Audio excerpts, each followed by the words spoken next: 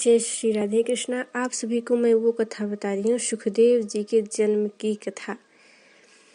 एक समय की बात है, माता पार्वती जी बैठी थी, भोलेनाथ जी भी थे। माता पार्वती जी कहने लगी कि मुझे प्रभु वो कथा सुनाइए जो आपने कभी सुनाया नहीं। वो कौन सी कथा थी, आइए आप सभी को मैं बताती हूँ।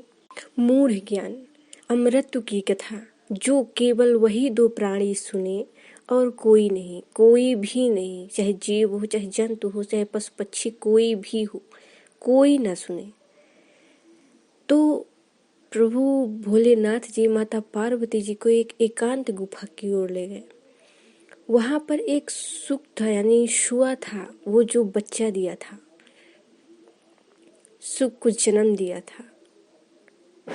तो वहाँ जब प्रभु भोलेनाथ जी माता पार्वती जी को वो एक कथा सुना रहे थे, अमृत की कथा, तो भोलेनाथ जी बोले कि मैं कथा सुनाता हूँ देवी, आप उसमें हुंकारी भरते रहिएगा। कोई कोई ऐसे कथाएं होती, कुछ ऐसे बातें होती हैं जिसमें हुंकारी भरना पड़ता है। तो माता पार्वती जी ने बोले कि ठीक है प्रभु, आप सुनाइए, मैं हुंकारी भरूंगी। बोले ठीक है। अब भोलेनाथ जी अपनी कथा स्टार्ट कर दी, सुना रहे हैं। माता पार्वती जी सुनती जा रही। आधी कथा तो स्मरण की। उसके बाद माता पार्वती जी को नींद आने लगी, वो सोने लगी, उनकी आंख लगने लगी, तो वो सो गई। और वहां पर जो सुख ने जन्म दिया था सुख को, तो वो सुख सुनने लगा। अब उसे पता चला कि माता जी सो गई हैं, माता पार्वती जी। तो वो माता पार्वती जी की जगह हुंकारी भरने लगा।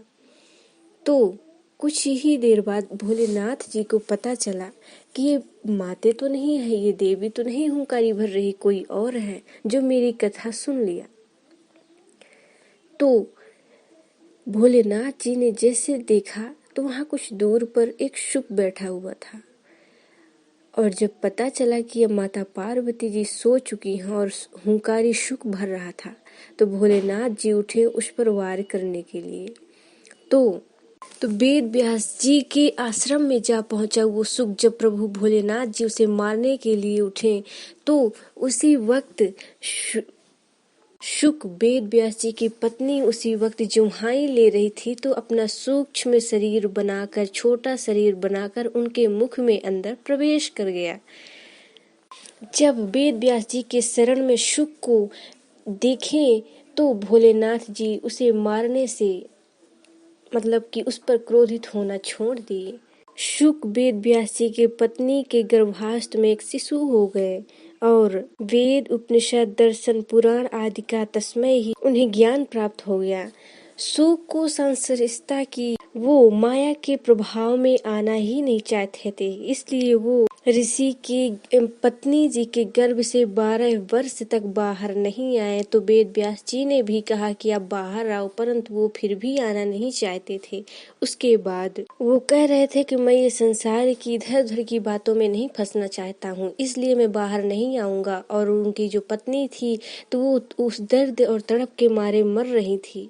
उसके बाद जब प्रभु श्री कृष्ण जी को पता चला, तो प्रभु श्री कृष्ण जी स्मरण करते हुए कहते हैं कि अब तुम बाहर आओ, तुम्हें माया का कोई प्रभाव नहीं पड़ेगा, तुम बाहर आ सकते हो।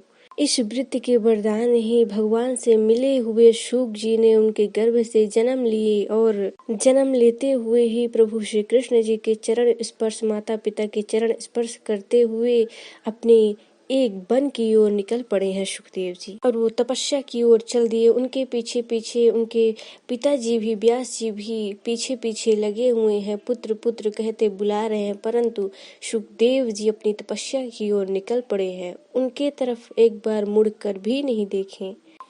व्यास जी चाहते थे कि मेरा पुत्र भागवत का ज्ञान प्राप्त करे, परंतु शुक जी तो अपने पिता की ओर कभी देखा ही नहीं करते थे, उनके पास आने की कोशिश ही नहीं की। तो एक बार व्यास जी ने एक उपाय सोचा और अपने पुत्र को बुलाने के लिए तो श्री कृष्ण जी के भागवत सार का एक श्लोक बनाए और उसके बाद अपने शिष्यों को आधा ज्ञान दिए श्लोक का, और उसके बाद उन्हें जहाँ वो तपस्या कर रहे थे उधर अपने शिष्यों को भेज दिए।